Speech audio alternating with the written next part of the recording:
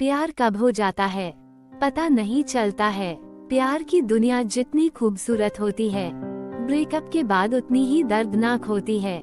ऐसे ही अभय की है, जो एक लड़की की चक्कर में क्या क्या नहीं किया, फिर भी उसकी लव स्टोरी इनकम्प्लीट ही रह गई। आइए अब आपको अभय की लव स्टोरी से रूबरू करवाते हैं। अभय 10वीं क्लास का छात्र है। इस उम्र में उसे क्या पता कि प्यार का क्या सिला होता है।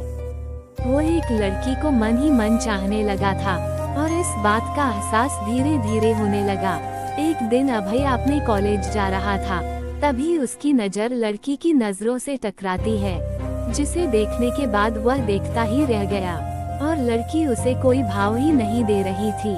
फिर भी अभय उसके पीछे पीछे घर तक जाता था, लेकिन लड़की का दिल पिघल नहीं रहा था। अभय उसको देखने के लिए उसके स्कूल के सामने डेली खड़ा रहता था। यह अभय का डेली का काम हो गया था। 6 महीने देखते देखते ही बीत गए, लेकिन उसे कोई रिस्पांस नहीं मिला। फिर अभय उसके कॉलेज जाना बंद कर दिया।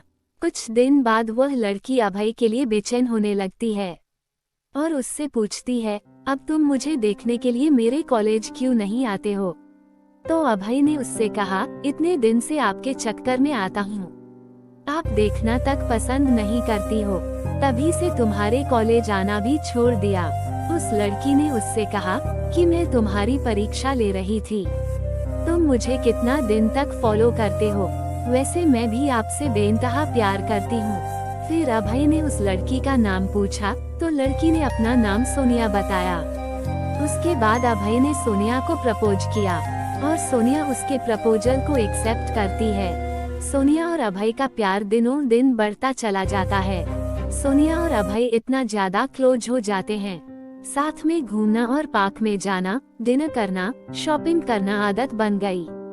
अभय और सोनिया का प्यार इतना गहरा होता चला गया, एक दूसरे से बिना मिले रह नहीं पाते थे। जितना प्यार गहरा होता गया, ये प्रेमी जोड़े समाज की नजर में आते गए। धीरे धीरे उनका प्यार इतना ज्यादा हाईलाइट हो गया, लड़की के घर तक बात पहुंच गया और घर वालों को उनका प्यार मंजूर नहीं था। उस लड़की के घर वालों ने उसका कॉलेज जाना भी बंद कर दिए और उसका सेल फोन भी छीन लिए और घर से बाहर भी नहीं निकलने देते थे।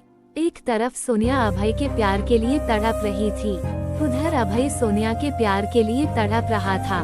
वो एक दूसरे के प्यार में इतने मजबूर हो गए थे, सिर्फ एक नजर देखने के लिए तरस गए थे और सोनिया के घर वालों ने उसकी शादी करने का प्लान बना रहे थे।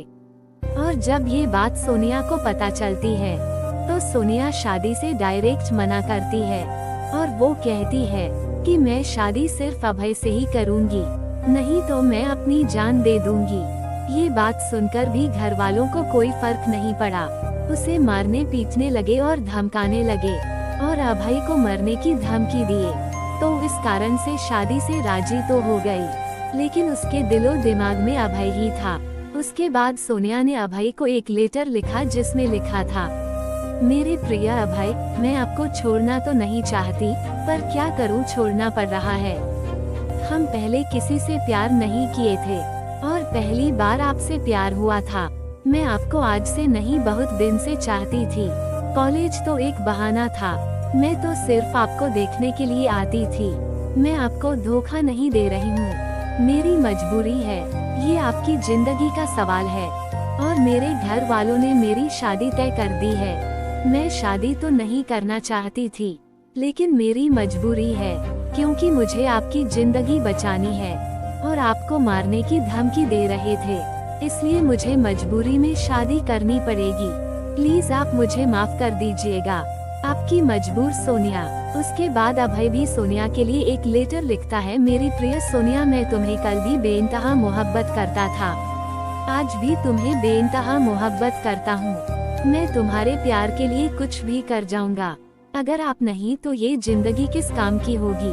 हम दोनों ने एक साथ जीने मरने की कस्में खाई थी, तुम ऐसे ही मेरा साथ छोड़कर चली जाओगी।